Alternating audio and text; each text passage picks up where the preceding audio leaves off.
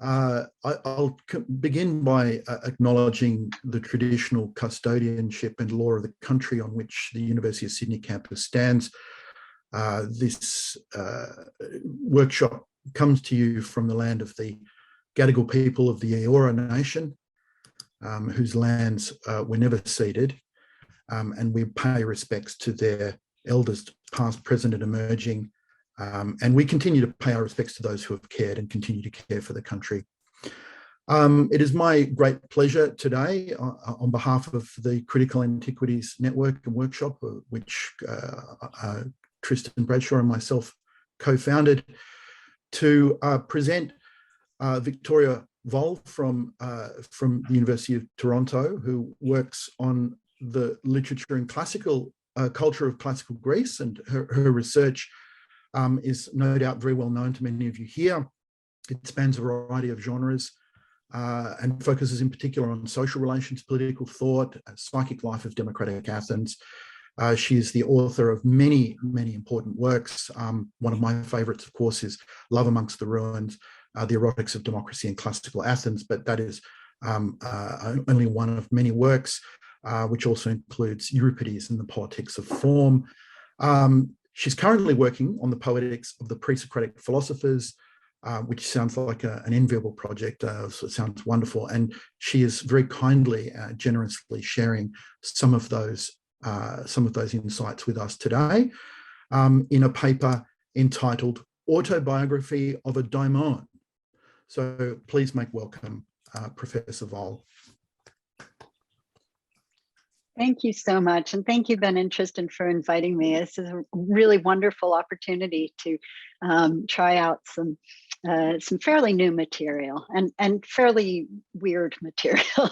It is enviable to be able to work on the pre-Socratics. They're amazing texts, and everyone should get a chance to read them and work on them, but they can be weird too. As those of you, I see some experts in the audience, you know. All right, so as Ben said, this paper is part of a larger project on the poetics of pre-Socratic philosophy.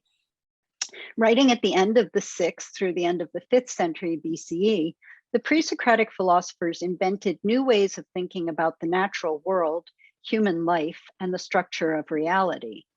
In doing so, they also conceived new ways of speaking about the world, new ways of using language, and novel forms of expression. My project examines these two innovations and the productive relation between them. It aims to show that the language of these thinkers not only conveys their thought, but enables and shapes it. Experimenting in both prose and poetry, the pre-Socratics offer a unique laboratory for studying the formative reciprocal interaction between thought and expression, idea and word, and a distinction alien to these thinkers themselves, philosophy and literature. My paper today examines the poet Empedocles, who lived in Western Greece at the very beginning of the 5th century. Empedocles wrote a poem, or possibly two poems, the question is hotly debated, expounding a physical theory in which the four elements, or roots as he calls them, earth, water, fire, and air, combine under the force of love until they form an undifferentiated sphere, then separate out again under the force of strife, in the process producing worlds and destroying them again. This physical theory fits squarely within the tradition of early Greek natural philosophy. But the form in which it is expounded is like nothing else in Greek literature. The poem begins with an extraordinary claim. This is the first passage on the handout. I come to you, an immortal God, no longer mortal, honored among all as I seem, crowned with ribbons and flourishing crowns. This surprising salutation launches an extended narrative of the poet's 30,000-year exile as what he calls a daimon, a divine entity, and his traumatic saga of repeated reincarnation. This bizarre and highly emotional narrative is recounted in the first person. Thus, it invites us to read Empedocles' poem as an autobiography. By this, I don't mean an autobiography of the historical Empedocles, although he is a fascinating figure with a colorful ancient biographical tradition. Instead, I mean an autobiography in the root sense of the word, the written account, graphe, of the life, bios, of a self, autos. Empedocles' philosophy explodes each component of the word, self, life, and writing, and radically reimagines the relation among them. Empedocles' theory of elemental recombination undermines the notion of the autos, a discernible and stable identity. As the daimonic ego of the purifications will go on to recount in passage 2, I was once already a boy and a girl, and a bush and a bird, and a voyaging, sea-leaping fish. Who or what is this I who survives elemental transformation to recall its past incarnations? Changing form, this autos is not self-identical over time, nor is it distinct from the world around it. A provisional combination of matter that was formerly part of other beings, Empedocles' autos is radically connected to the natural world he describes. This suggests that Empedocles' autobiography will be not the story of an individual's life, but the story of life itself and the place of the ego within it. How does one write a graphe of this expanded bios? What is the relation of writing to the autos that writes and the bios that is written? Empedocles' poetic style is as exceptional as his narrative voice. With its swirling structure of repetitions and half echoes, its repurposed homericisms and tangled metaphors, its idiolect of unfamiliar usages and unexpected coinages, Empedocles' graphe is itself rather daimonic. For Empedocles, words are material things, and like all things in his cosmos, they are alive. Composed of the same elements as every boy or girl or bush or bird, graphe is not a mimesis of life, but a vital part of it, sharing its endless process of its process of endless metamorphosis. Empedocles' physical theory challenges the metaphysical assumptions of autobiography, which are also the assumptions of natural philosophy. Autobiography both presupposes and produces an autonomous ego as the origin of an account of a life the author thereby claims as their own. This autos is inscribed within the idealist metaphysics that was the lifelong target of Nietzsche's critique, the philosophy that elevates the concept over the thing, and in this way negates life itself. Language is key in this process, as Nietzsche argues. Even before the concept, the word marks a first step away from the thing in its vibrant concreteness. In autobiography, the autos extracts himself from life in order to write it, and in this way, to declare his mastery over it. For Freud, this autopoietic logic is the structuring logic of human subjectivity. In the famous Fort Da scene of Beyond the Pleasure Principle, the child compensates for his mother's absence through a game of repeated disappearance, crying Fort, and return, Da. In this way, the child masters his experience through symbolization, turning life into language. The game marks the child's great cultural achievement, as Freud says, renunciation of the drives, those demonic forces that inhere in the human subject qua organic being. Autobiography is characterized by the Fort Da of being. The autos masters his own bios, lifts himself up out of daimonic materiality by way of graphe. This same dynamic grounds natural philosophy as the philosopher extracts himself from nature to give an objective, authoritative account of it. Empedocles' daimonic autobiography refuses these metaphysical presuppositions. For him, thought and words are matter, made up of the same elements and subject to the same forces as all other matter. Likewise, the autos is not the stable origin of his own graphe and author of his bios, but rather coexists with them in a dynamic assemblage in which each element, autos, graphe, and bios, has its own autonomous being, equally material and equally alive. Flattening the ontological hierarchy of autobiography, Empedocles undertakes a radical philosophical and poetic project, radical in the root sense of the word. It is an attempt to formulate a philosophical language that's not abstracted from life, but spreads rhizomatically in its midst. This radical experiment produces certain incoherences in Empedocles' work, even beyond those produced by the fragmentary state of his text. Empedocles presents his cosmological theories as the teachings of an authoritative autos. But the theories themselves render that autos impossible. This split in the position of philosophical enunciation produces a schizophrenic autobiography and a schizophrenic philosophy, in which the philosophical autos is both incoherent in itself and in tension with the doctrine it teaches. In labeling this philosophy schizophrenic, I mean to evoke the memoirs of Judge Daniel Paul Schreber, the subject of a famous case study by Freud, and a suggestive parallel to Empedocles. Like Empedocles' Daimon, Schreber figures himself as the hero of a narrative of metempsychosis and persecutory transformations, both individual and cosmic, and the center of a network of solar rays, nerves, and words, a root language, as he calls it, that connects him physically to the material world. Schreber wrote his memoirs after his supposed return to sanity, but the sober author does not disown his former delusions, which he represents as a contribution to science.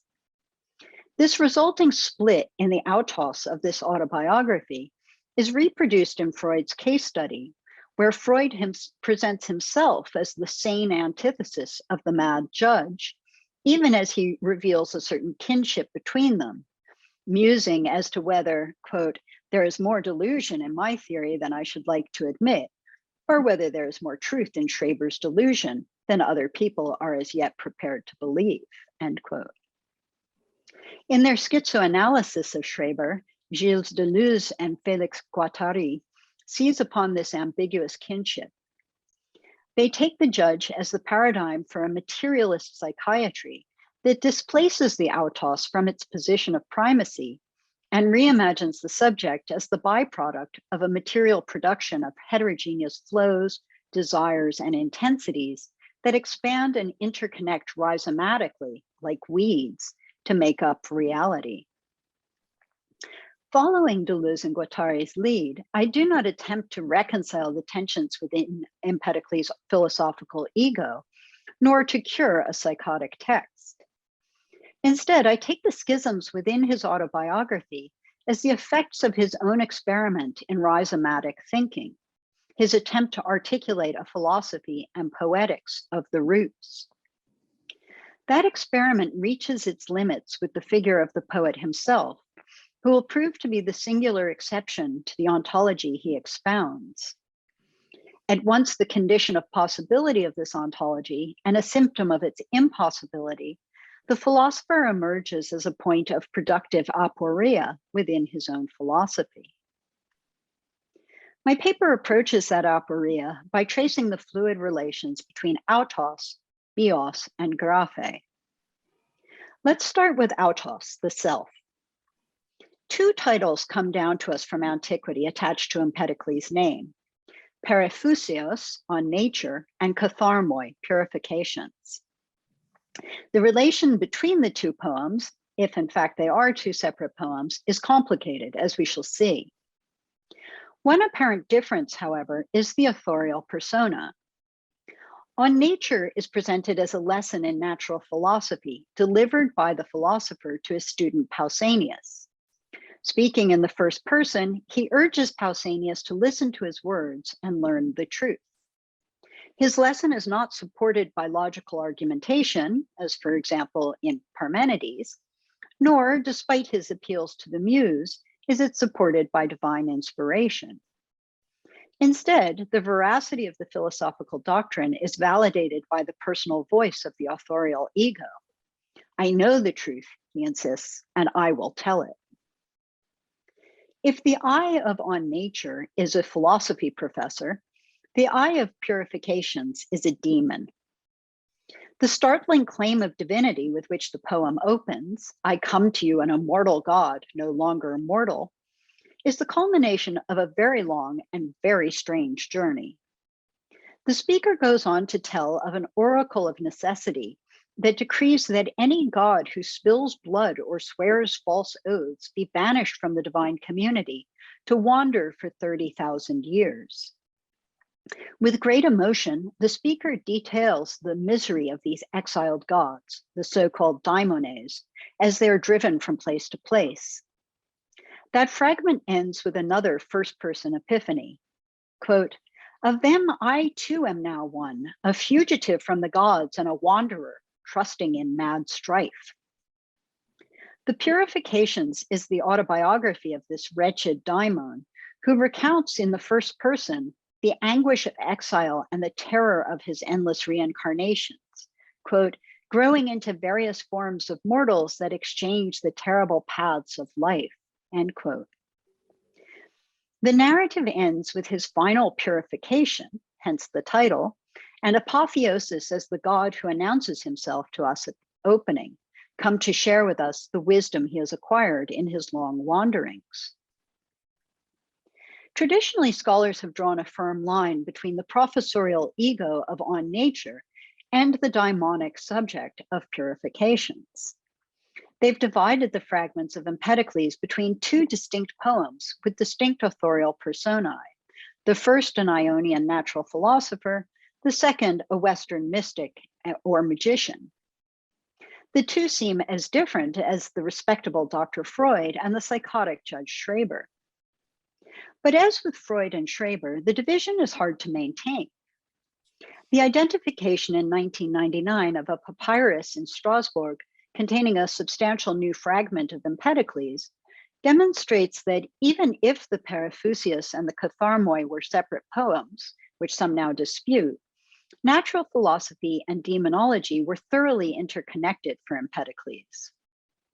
Thus, Oliver Primavesi, one of the editors of the Strasbourg Papyrus, proposes that the daimon's unhappy reincarnations are an embodied enactment, a mythical mirror, as he puts it, of the cosmic recombinations of the elements under the force of strife.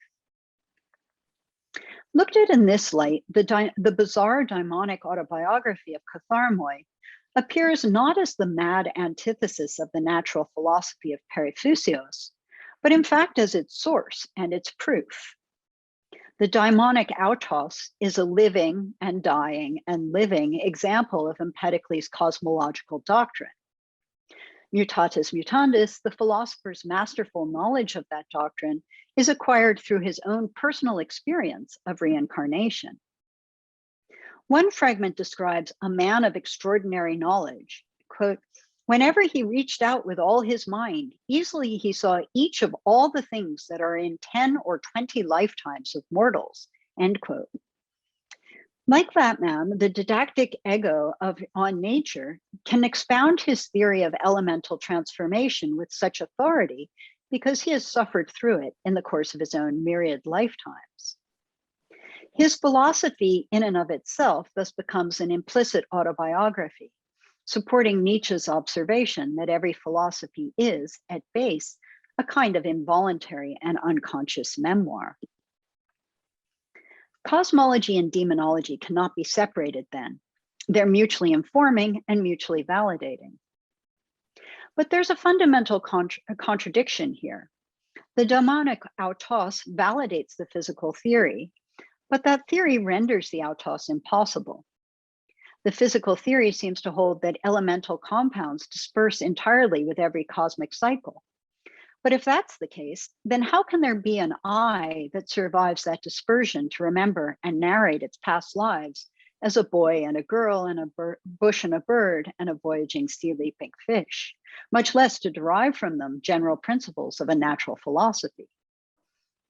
Empedocles' doctrine of elemental transformation vitiates not only the daimonic subject who embodies it, but the very idea of a singular ego, stable over time and separate from other beings. Telling a life story, or rather a story of countless lives, that renders him fundamentally incoherent, The autos is unwritten by his own bios. This psychotic split in the position of the philosophical enunciation is not the result of a division between Empedocles the scientist and Empedocles the mad mystic, nor can it be cured by segregating the two into two discrete poems. Instead, I propose, Empedocles' schizophrenia is a symptom of his attempt to devise a different way of writing bios and a different vision of the place of the autos within it. In fact, Empedocles shuffles the terms of autobiography and the metaphysical relationship among them. Instead of rising above life in order to narrate it, the subject is fully immersed in it, such that the story of an individual life is inevitably the story of life as a whole. In passage 3, Empedocles writes, "A wise man would not divine such things in his mind, that as long as they live what they call their life, for so long do they exist and experience bad things and good, but before they were formed and after they dissolved, they are nothing. Mortals speak of their life, bioton, but they do not realize that their existence extends far beyond their own birth and death. In fact, there is no birth and death, but only mixing and separation of elements. This is true for human beings, but also for every other being in Empedocles' cosmos. Only the four root elements and two forces are immortal. Everything else is merely a temporary combination of the elements as they merge and separate under the pressure of love and strife. This means that every individual is made up of elements that used to be part of something else and will someday be part of some other thing. Everything is thus literally and materially connected to everything else. This is why Empedocles advocates strict vegetarianism. The animal you eat may have been or someday be your beloved child or parent in another elemental recombination. Why the same doesn't hold for plants, nobody's quite sure. But the interconnection is not just diachronic, but also synchronic. Empedocles' cosmos is composed not of stable autonomous individuals, but of animate material parts, which he calls limbs, mele or guia. These limbs are in constant motion. They rush and surge, flow and whirl and leap as they come together and separate in a process of continual mutual transformation. The result is an ontology in motion and of motion, as passage 4 explains. Running through each other, they become different at different times and are always continuously the same. This passage, replete with Parmenidean echoes, contains Empedocles' strongest ontological language. The demonstrative pronoun, tauta, is his usual way of referring to the root elements, but here it is reinforced, exceptionally, by the intensive adjective auta, these things themselves, these very things, and the existential form of the verb to be. Emphatically themselves, auta, the elements are eternally and unfailingly the same as themselves, enekes ion homoia. But this identity and self-sameness is defined by continual motion and mutual transformation. Being in this stable ontology, in this labile ontology, is the becoming different of the roots through their reciprocal running. As Empedocles says just before this, in passage 5, in this way they are becoming, and they have no stable lifetime. Us vis in empedos ion.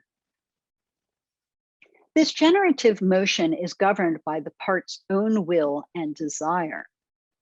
In Empedocles' ontology, there are no inanimate things. When the elements combine under the reign of love, that attraction is not an extrinsic force, but a passion they feel for one another as they, quote, come together in love and long for one another. Likewise, some elements are natural enemies and, quote, keep most distant from one another, in every way strangers to unification and terribly sad, end quote. From the root elements to the limbs to love and strife themselves, all things are animate and intelligent. Quote, All things have thought and a share of mind.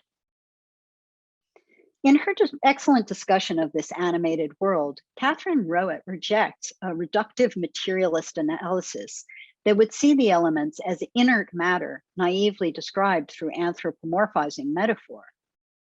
Taking Empedocles' language literally, she views the elements as, quote, divine agents with the capacity to make decisions and act on them, end quote.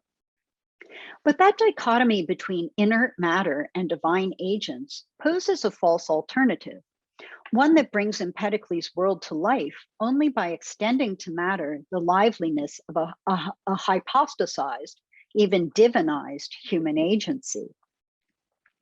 Arguing against such a dichotomy, Tim Ingold proposes that matter does not need to be anthropomorphized or divinized in order to become animate. Interacting continuously with the world around it, transforming its environment and transformed in response to it, matter is intrinsically animate. In Ingold's materialism, everything, human and non-human, organic and inorganic, is engaged in its own process of becoming, pursuing the line of its own movement in a complex weave with other beings in motion. Bios, as he defines it, is the meshwork of these countless interwoven lines. Ingold's meshwork well describes Empedocles' ontology, an ontology neither of inert material objects nor of divinely agential subjects, but of lines of flight. For things to be, as passage 4 suggests, is for them to become through random encounters with other things, running through one another as each one lives out its not stable lifetime. Each of those trajectories is, in a sense, an autobiography. But it writes the bios not of a singular, discrete autos, but of auta, things, or more properly, of allela, each others. Empedocles' autobiography is an Allelobiography, a story of life together. Running through each other, each driven by its own individual will and wishes, the elements intersect and combine in unforeseen ways to create our world and everything in it, including us, as passage 6 says. For these very things are, and running through each other, they become humans and the races of other beasts. In place of phylogenetic trees, things proliferate like weeds, with a crazy rhizomatic fertility that jumps the boundary between phyla, connecting humans, animals, and plants. So in passage 7, the same things become hairs and leaves and the thick wings of birds and scales on stout limbs. The result is a virtual Amazon of biodiversity.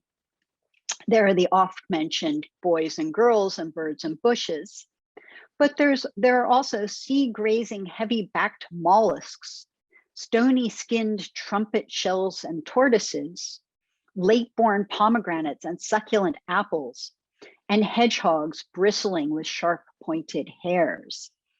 The handout's in the chat it's right above your message there. Sorry, just saw the note. Empedocles' natural philosophy, and indeed his whole ontology, thus displaces the individual autos, fragmenting its qualities across a universe of lively intentional things, auta tauta, and the mutual creative relations among them, allela. And yet, in the midst of this ever-changing rhizomatic meshwork, there is one autos that persists, the author himself. Phrases like late-born pomegranates and succulent apples in passage 8 on the handout, or the hedgehog's sharp-pointed hairs, are conspicuous in their artistry, adopting Homeric vocabulary. Sorry, I just lost my screen. Adopting Homeric vocabulary to new ends and combining it in novel ways, creating new words to name new creatures. Everybody has the handout, okay? Okay, good. I'm referring to it quite a lot, so I hope so. Even as they describe biological sympoiesis, the autonomous creativity of elemental encounters, they exemplify aesthetic poiesis, the self-conscious invention of a poet already known in antiquity for his vivid metaphors and brilliant diction.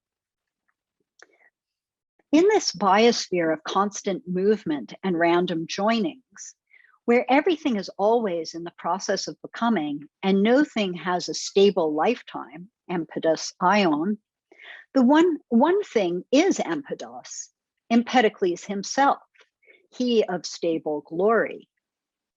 This puts the philosopher in tension with his own natural philosophy and the autos in tension with the bios he describes. As Nietzsche predicted, he cannot write life without extracting himself from it, even against his will, and positing himself as both the stabilizing origin of and the sole exception to his materialist ontology.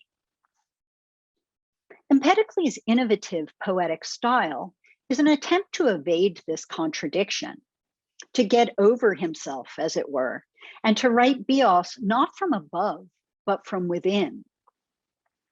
For Empedocles, words not only describe material things, they are material things and are subject to the same forces as all other material things. Language does not imitate the world any more than a falling rock imitates gravity. Instead, it enacts its fundamental physical principles of combination and separation. Language is one part in the assemblage of parts that makes up Empedocles' biosphere. And like every other part, it is material and lively. Logos produces knowledge by entering the listener's innards. It invades the listener, logustolon, entering his mind in an onslaught of persuasion, pistios horme.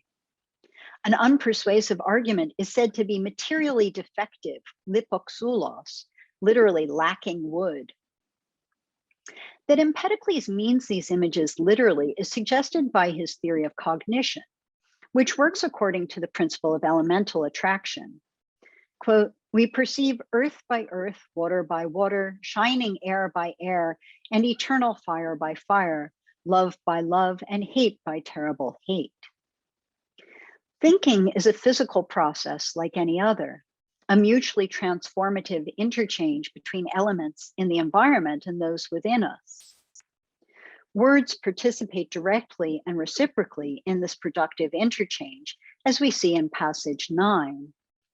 Come, listen to my speech, for learning will augment your mind. In the oral echo, muthon mathe, language is transformed into knowledge before our eyes through contact with the phrenes, the mind, but also the diaphragm, which will in turn be transformed through this encounter in a scene to which we will return later. Moving and flowing, Empedocles' language, like the roots themselves, has no empedos ion. This produces some extraordinary linguistic slippages, both syntactic and semantic. We might note, for example, Empedocles' frequent shifts of subject and casual oscillation between singulars and plurals, grammatical irregularities that render sense itself slippery and opaque.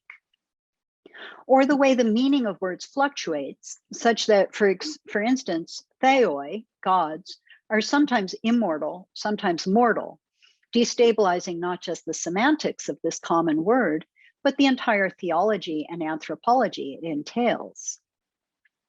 Or think of Empedocles' constant repetitions with variation, among which are the very lines that describe his ontology in passages 4 and 6, which are repeated again twice more in the extant fragments in slightly different forms. The language in which Empedocles articulates his mobile ontology is itself in motion, returning in different forms, transformed by what it encounters. This language does not stand outside of things, but instead is rooted in them. Indeed, it is the root of things, spreading among them with its weird fertility and entangling them in the meshwork of bios. Empedocles writes in passage 7, when Empedocles writes in passage 7, the same things become hairs and leaves and the thick wings of birds and scales on stout limbs. He's not only positing a fundamental equivalence among all beings, his language actually forges that equivalence through its syntax, and, what Deleuze and Guattari call the connective synthesis of production and identify as the fundamental grammar of the rhizome. This syntactic construction occurs again and again and again in Empedocles' fragments. Passage 2 is typical with its boy and girl and bush and bird and fish. The same polysyndeton joins the diverse beings of the cosmos, neither conflating them in a relation of identity, nor subordinating them in a relation of hierarchy, but binding them in a multi-directional mesh of horizontal connections. Vivid diction reinforces this heterogeneous weave. Thus, trees are said to lay eggs and have beautiful hair, while humans and animals blossom like plants. Shoulders are branches that sprout from the back. Ears are a sprig of flesh, and men and women, nocturnal saplings drawn up by fire. Transforming and being transformed in an exuberant polysyndetic proliferation, language is not an imitation or representation of life. It simply is the linguistic texture of life. In this way, Empedocles creates a radical poetic style to express his radical vision of the world. This vision displaces the autopoietic autos of autobiography and mires both the self and graphe in the symbiotic, sympoetic meshwork of bios. And yet the attempt to capture this vital vision also exposes the limits of such an experiment. For, as we have seen, the very language Empedocles uses to express his materialist ontology reinscribes the presence of the authorial autos as the creative origin of these striking images.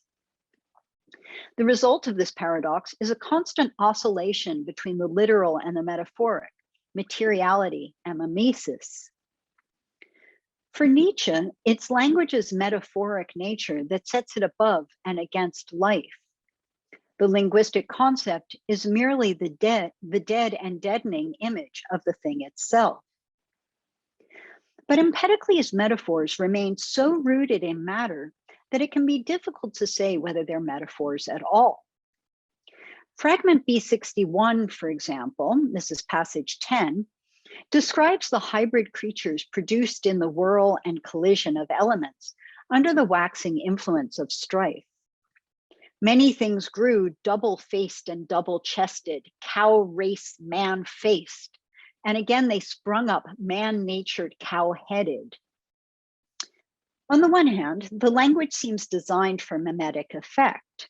The monstrous compound adjectives, with their neologistic mixing and matching of species and body parts, reproduce on the level of language the phenomenon that language denotes. On the other hand, if words are material things, then they, like all other things, are subject to the force of nekos. Cow, man, face, chest, race, nature. These words wander just like the errant body parts, searching for what Simplicius calls, in quoting the fragment, their own proper logos. The attempt to write a root language thus produces a schizophrenic poetics, in which language hovers undecidedly between metaphor and matter. It also produces a schizophrenic poet, who himself stands in an undecidable relationship to both his writing and his own philosophy. Consider B17, the longest and most philosophically significant fragment in the Periphousios. This is excerpted in passage 11 on the handout. It opens, I will speak double, for at one time they augmented to be one alone out of many. At another time they diverged again to be many from one. Double is the creation of mortal things, double their failing. In a careful reading of these lines, Daniel Graham shows that the cosmic symmetry the fragment describes is mirrored in its artful form. He notes a repeated pattern of couplets pairing motifs of unification and separation. Through this repetition, he argues, the couplets, quote, not only describe the process, but imitate it. Thus, B17 must be read as more than an argument or a program for an argument. It is also a mimetic structure, which portrays the world condition which it describes, end quote. This masterly mimesis is the work of a masterful autos, who declares his presence at the opening of the fragment, I will speak double. The poet self-consciously promises to reproduce the world in his words. Dipla characterizes both the content of this account, the double cycle from many to one and from one to many, and its form, with each clause starting with coordinated temporal adverbs, tote men, tote de, and ending with the verb to be, enai. That double process is repeated in the dual birth, dual death of mortal things, doye de, doye de. This doubling is in turn doubled when the first two lines are repeated verbatim a dozen lines later at 16 and 17, the last two lines of the passage. In between, the poetic ego exhorts his student to listen to his words, laying forceful claim to his own speech and drawing attention to its mimetic artistry. But that artistry does not secure the poet as the singular origin of his discourse. For in the very process of describing it, the autos is doubled and redoubled. The future tense of areo, I will speak, in line 1, divides the first person between the present moment in which he is promising to speak and the future moment in which he will actually speak. To this present and future ego is added in line 15 a third who looks back on them, even as he himself fragments into past, present, and future. For as I said before, I will speak double. The poetic voice divided in time is also divided in space, split between the first person who speaks and the second person who listens. As we saw earlier, the words, muthon, of the former are effectuated as the learning, mathe, that augments the mind of the latter.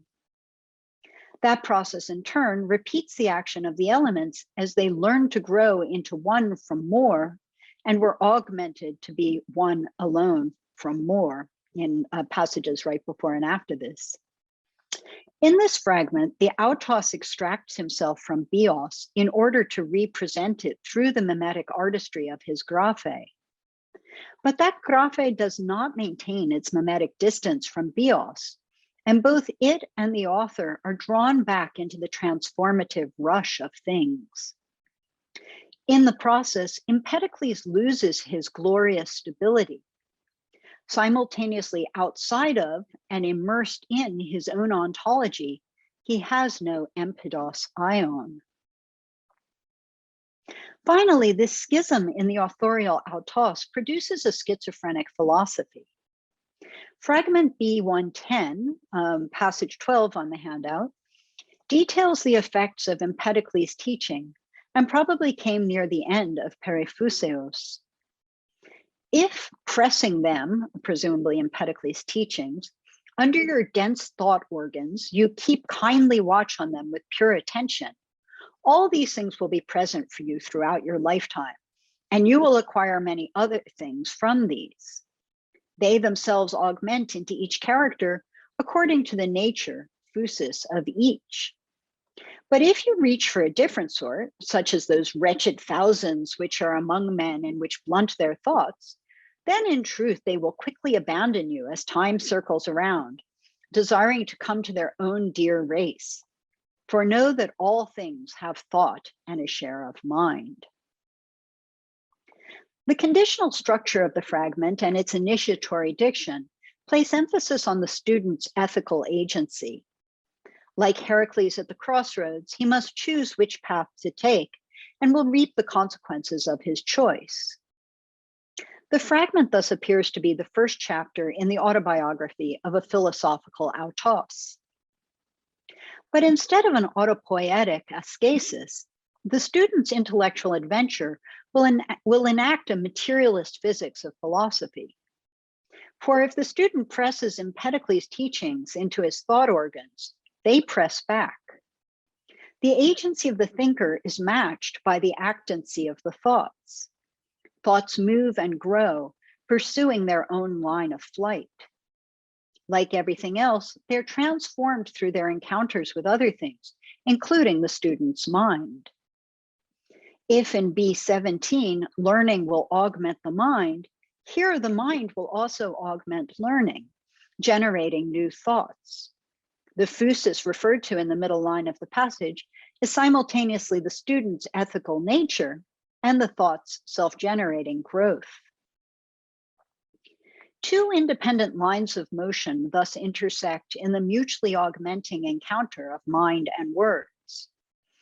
If that encounter is hostile, Empedocles' teachings will continue along their merry way, pursuing their desire to come to their own dear race. We saw that Empedocles' daimonic autobiography is structured as a story of exile and reintegration, capped with the joyful greeting to his philoi in B12. His words have their own Nostos saga. They too suffer nostalgia and long to return to their philoi. Each of them is itself a self with its own journey and its own story to tell. I was once already a boy and a girl, etc. This shared experience of travel and longing motivates the final line. For know that all things have thought and a share of mind. Taken out of context, this line seems to assert the kinship of all living things that makes eating animals murder and cannibalism. But the idea is actually more radical than that. The causal connection, gar, in the last line, suggests that the all things that have thought include thoughts themselves as they go about seeking a congenial abode, journeying to reach their longed-for home, augmenting themselves. Thought is not an exclusive possession of the student, the prophet of his ethical agency. Instead, it's a material co-production of word and mind, as each pursues its own line of motion, bent upon the tasks of life. This generous understanding of phronesis breaks down the division between matter and thought, thing and concept, that Nietzsche criticized. Thought is a thing, and like all things, it has thought. The final imperative, isthi, know, reminds us of the pedagogical ego that in On Nature asserts itself as the origin of philosophical teaching and knowledge. This fragment explodes that philosophical ego.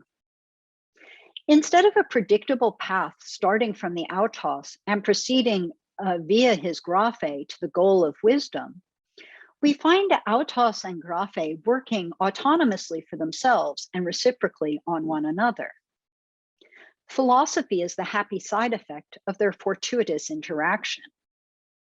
Thought, unmoored from the self, takes on a life of its own. It authors itself.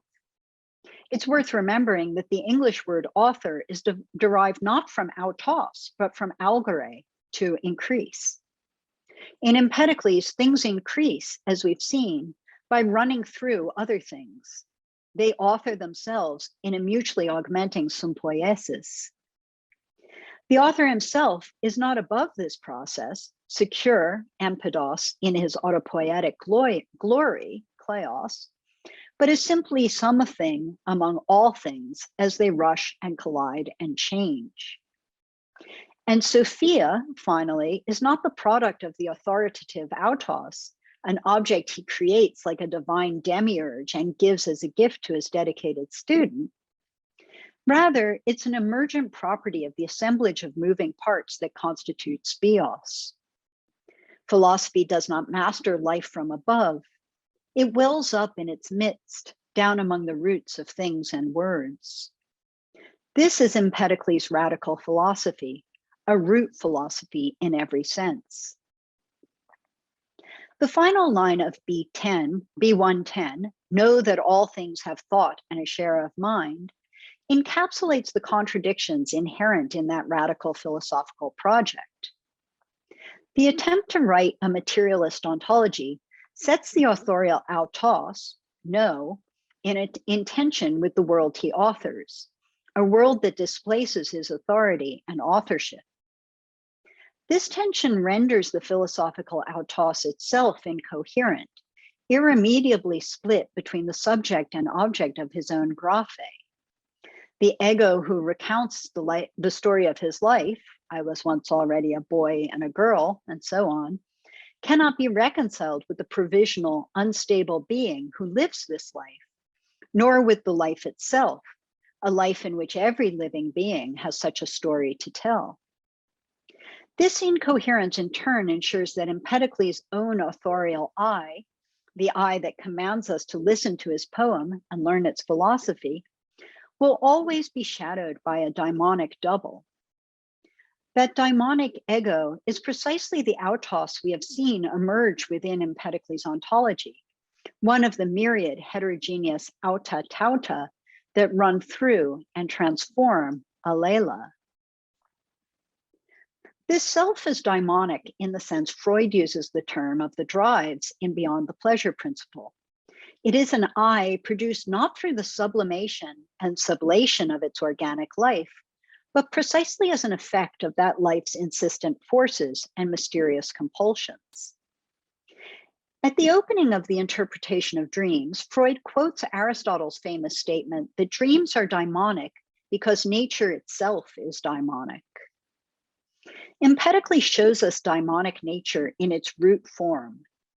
His is a discourse not of the ego, but of the id, the it, or rather the they, material things and the physical drives that compel them. The I is the author of this discourse, but also its object, one thing among others. This schizophrenic ego stands as both the origin of Empedocles' philosophical project and its undoing.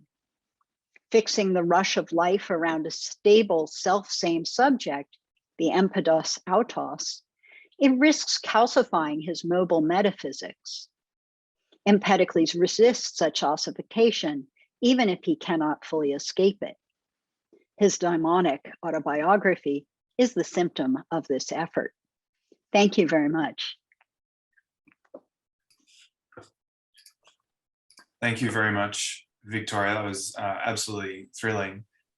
My mind's abuzz.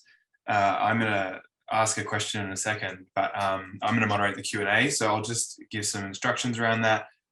We'll try and rely on the chat function for administering questions, because then we keep the order correct and I don't lose you or lose your hand.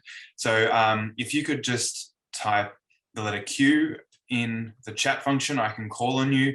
Alternatively, if you'd prefer, you can write your question and I'll read it out for you. But thanks so much, Victoria. That was just wonderful, and I'm looking forward to hearing people's questions.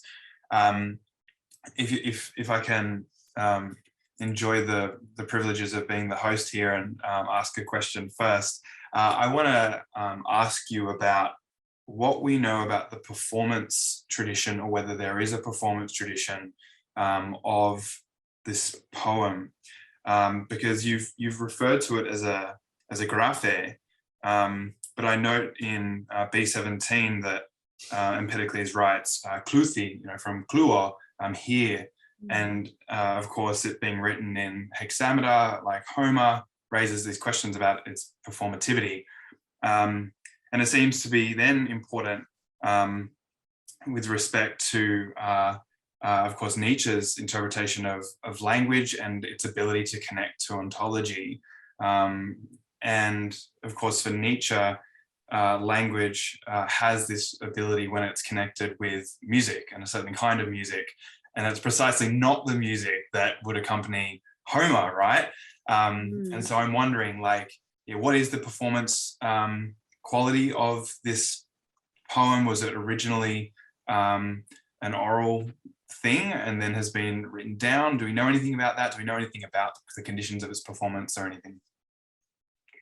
Well, there are many theories about it. I'm very conscious as I read the paper that basically every sentence contains something that's hotly contested, and in some cases by people in this room.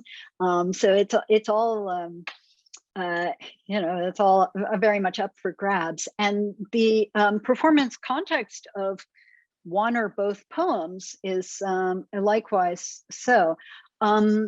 part of the reason I think they are two poems, despite some very persuasive arguments in favor of a single poem, is that the performative contexts imagined in the poem are very distinct.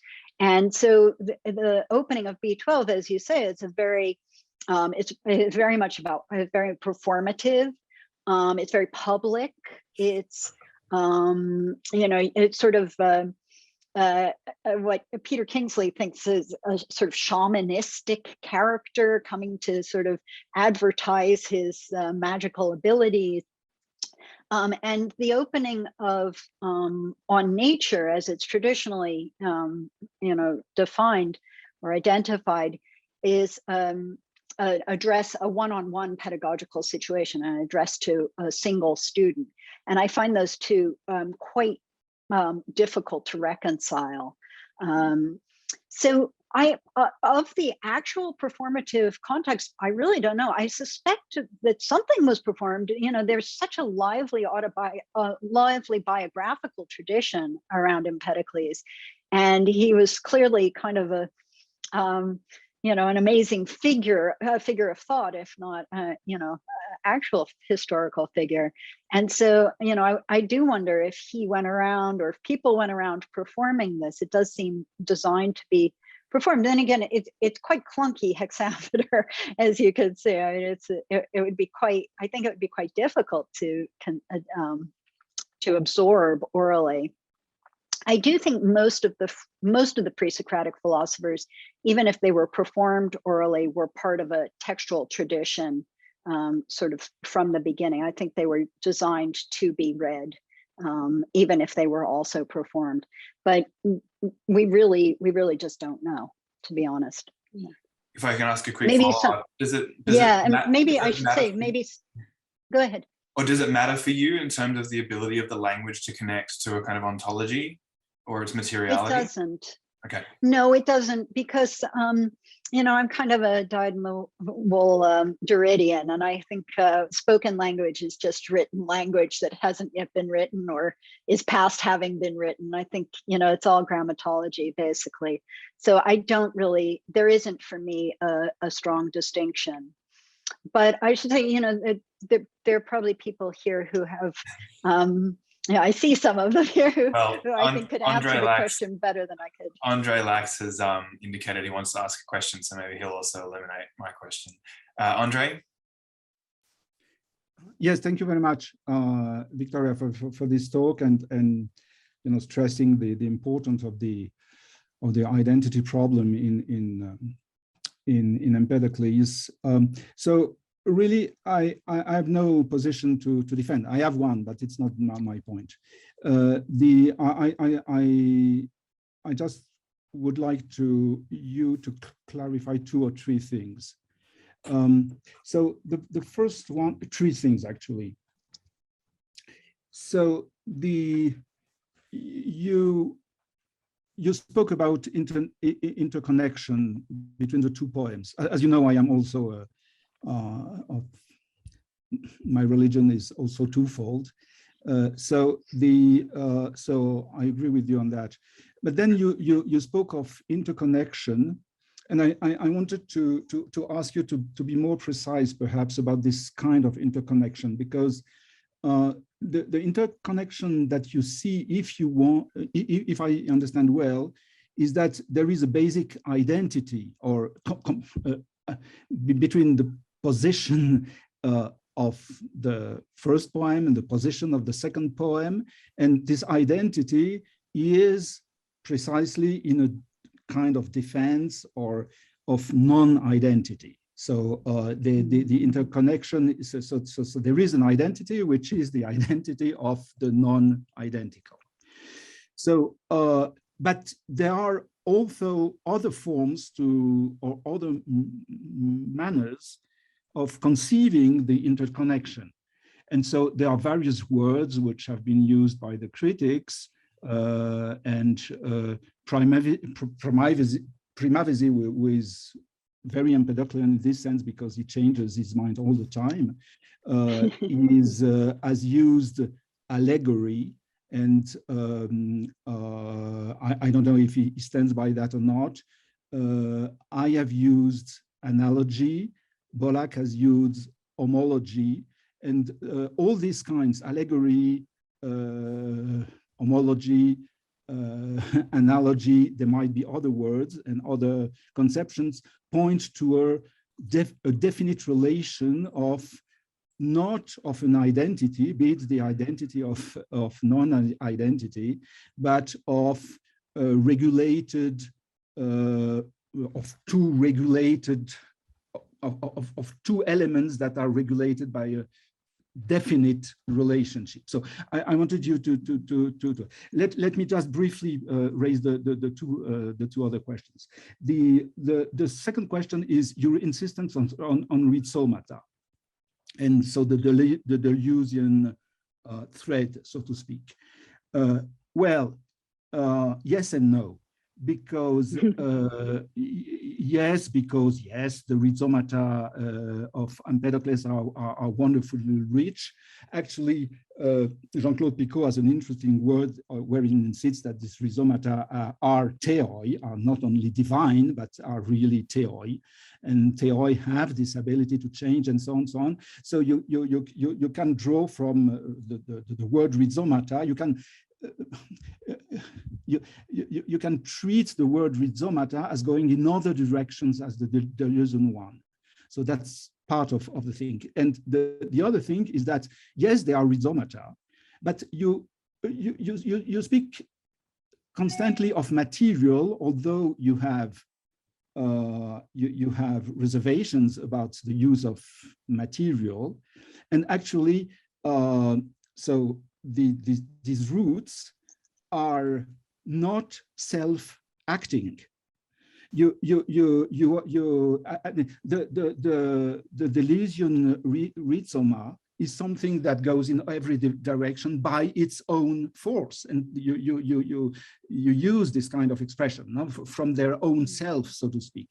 But they are acted by love and neikos, which in parentheses where are the two great concepts where Freud thought that Empedocles was very important for pleasure and death, for this principle of death. So the second question is relationship between rhizomata and neikos and love, which to my mind is the most relevant philosophical point in the whole poem, and actually which makes the relationship between the two poems, if there are two poems.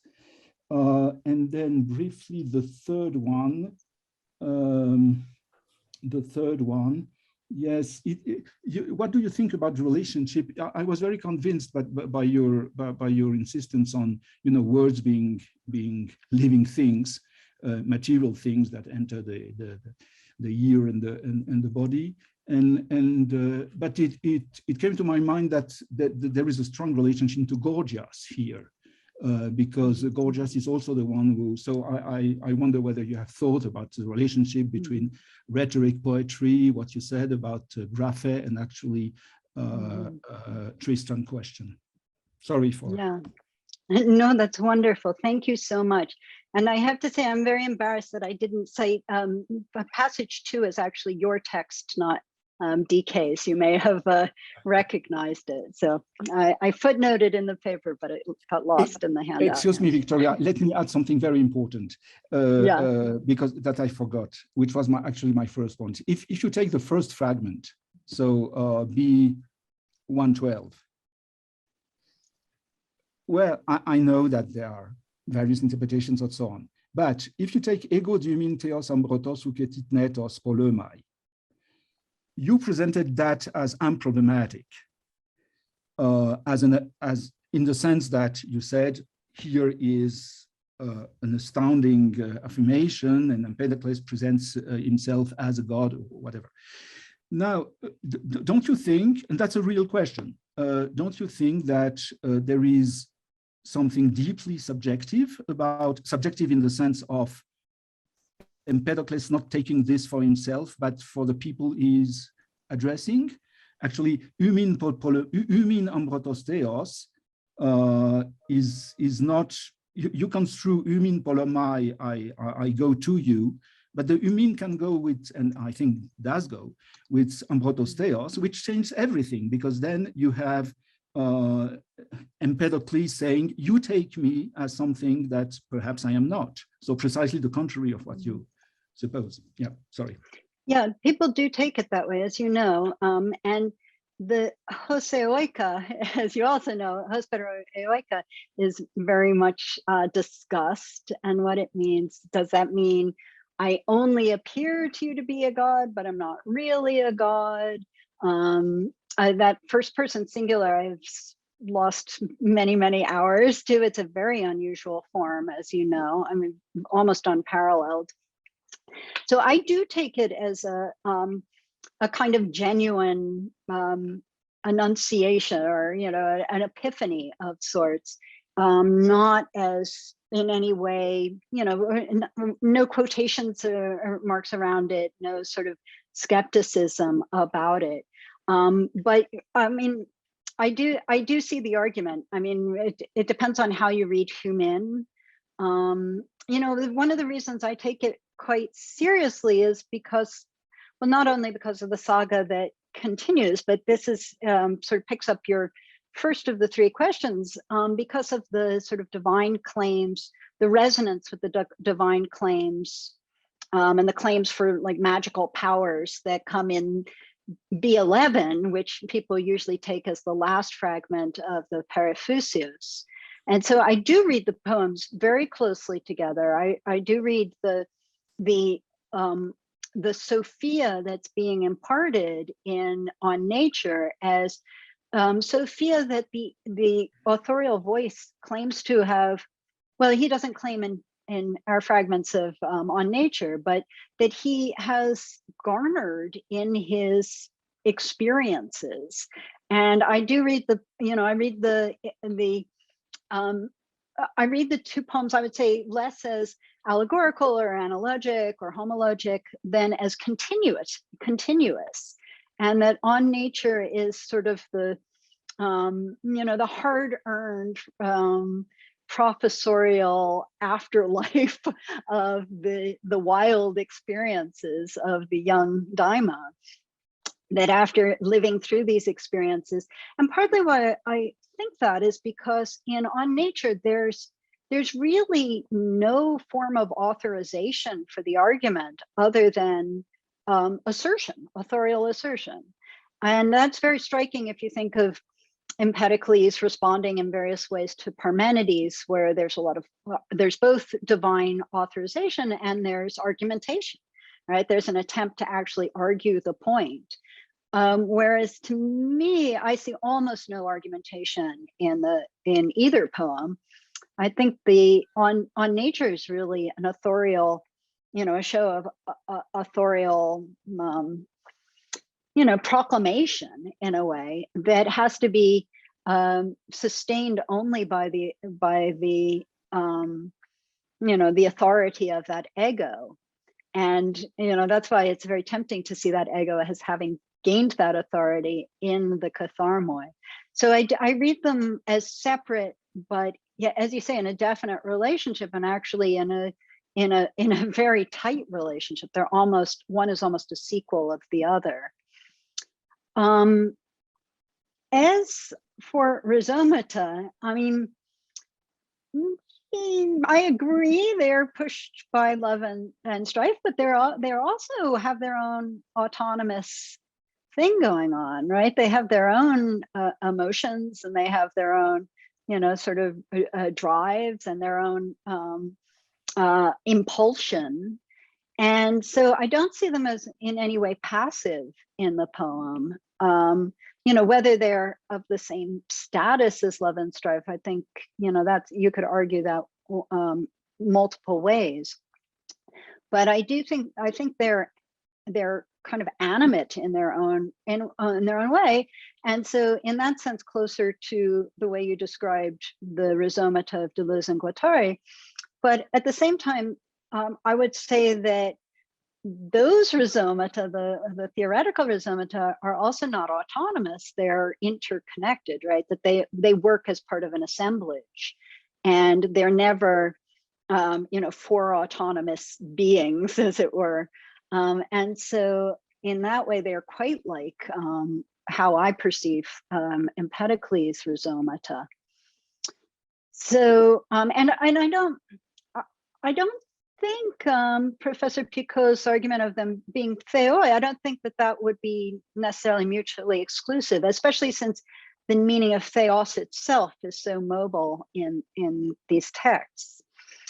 Finally, the relationship to Gorgias is really fascinating. I mean, with all of the pre-Socratics, and thinking about the difference between what makes one a sophist and what makes the other a philosopher, pre-Socratic philosopher, is a really interesting question.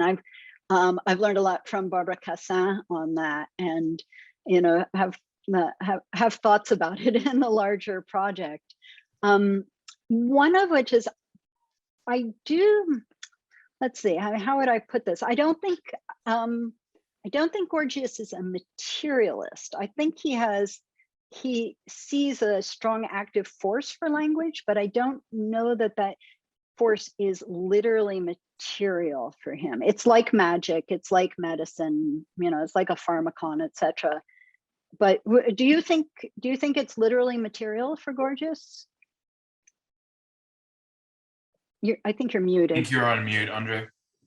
Sorry. Yes, I do think that materialist. I don't like for many reasons, but yeah, that's an approximation. But yes, I do think that he says these are particles that enter. These are onkoi, small onkois that enter your ear and so on. So that seems to correspond to what you were describing, talking about.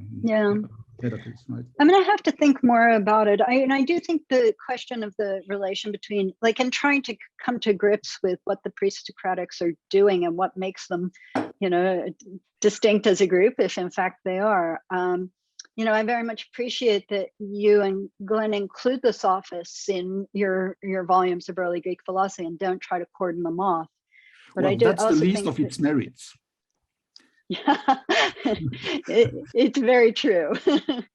But it does encourage you to think about, like, what are the differences both in the theory of language and in the way they use language between them. So yeah, it's a good question. I'll have to think more about it. Okay, so Elkie Nash has a question. Thank you. And thank you, Victoria, for such an illuminating and fascinating paper. It was really wonderful. So I also found very compelling your thoughts around language as matter, and in particular, the way that it can invade the body. I think you said, although I might be remembering your language incorrectly, and kind of separately, I'm very interested in this porosity of the body. And you were talking about this kind of symbiotic relationship between language and logos, and that which it permeates and how they, one can grow the other. And so I have two questions. The first, which is simply, is there any defense against such a thing when your body can be permeated by different types of material? And then my other question, which maybe in some ways also has to do with your thoughts around what the difference is between a sophist and a philosopher, is whether you would see resonances of this kind of language as matter in something like Plato's Protagoras. And I'm sort of specifically thinking of the bit where Socrates cautions Hippocrates against that which he takes in as teaching, because his body has to carry it as a vessel versus something else like food, where he might lay it out and get advice from someone else or whatever. And I think that Plato's uses mathema there. And so I'm thinking of, the passage you included where mathe can grow things. Anyways, so those are my two questions. It's really, really interesting. Thank you. So the defense against the language, he does use exactly this language of invasion in various fragments. He's constantly urging in On Nature, he's constantly urging Pausanias, his interlocutor, to pay attention. And it seems like maybe you don't have defenses against it, but if your mind's not in the right, if you don't have the right kind of physiological kind of elemental combination in your head, since it's a like-to-like model, right? You're not going to have the right thoughts and the right relation to thoughts. So you have to kind of, there has to be a kind of proper, arrangement or constellation of matter in the head in order to, now that's not exactly a defense against it, but it's why some thoughts, clearly in, for example, B110, the last passage, some thoughts might come to you and then they decide it's not a hospitable place to set up shop, right? Like they're not going to find their philoe there, and they just move on. So again, it's not exactly a defense, but it's a, sort of a resistance to an inhospitability. The Protagoras is interesting.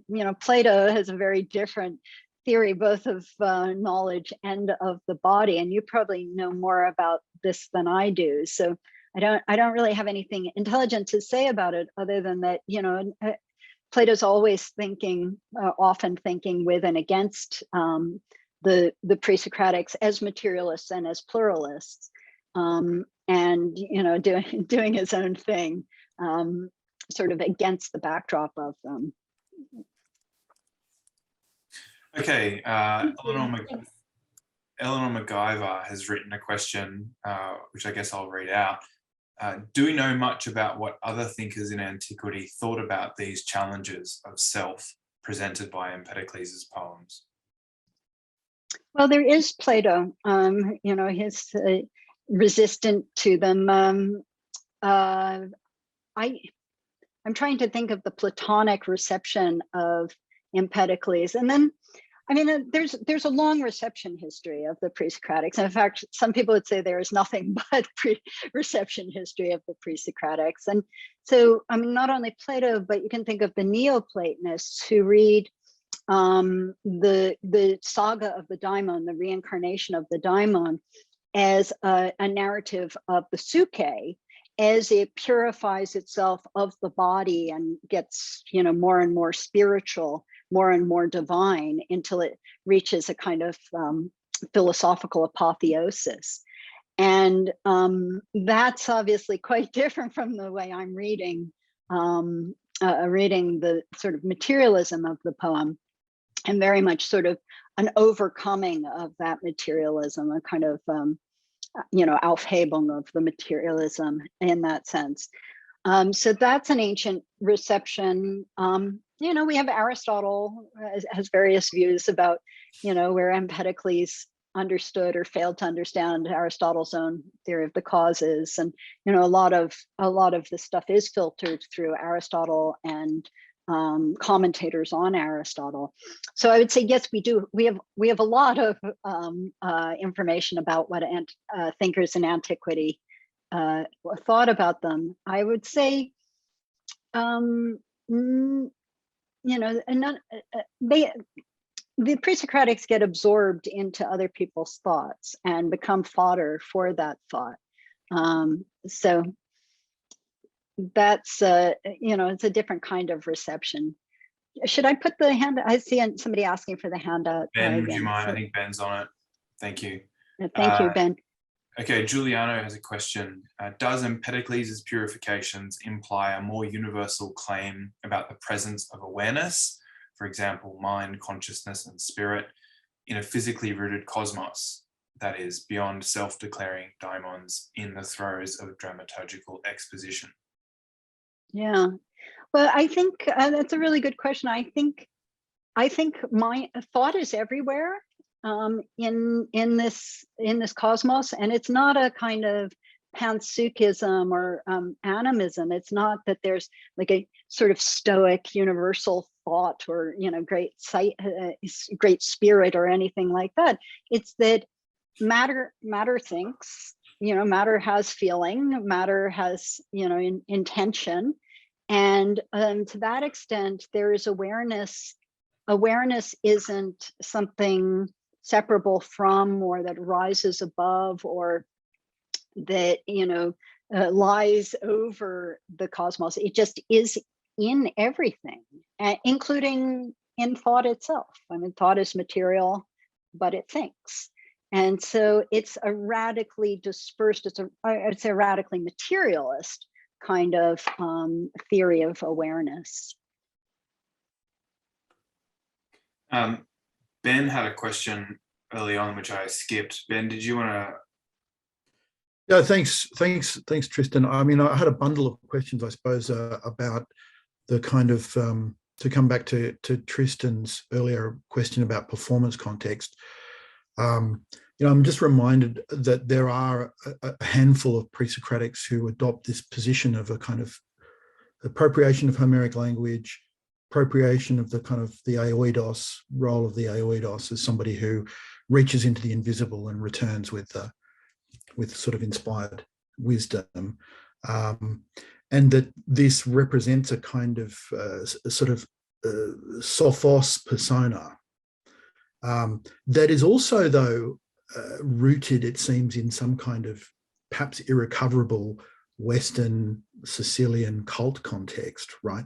I mean, it seems remarkable to me always that so many of these Western Greek pre-Socratics reference these cult contexts that we lack.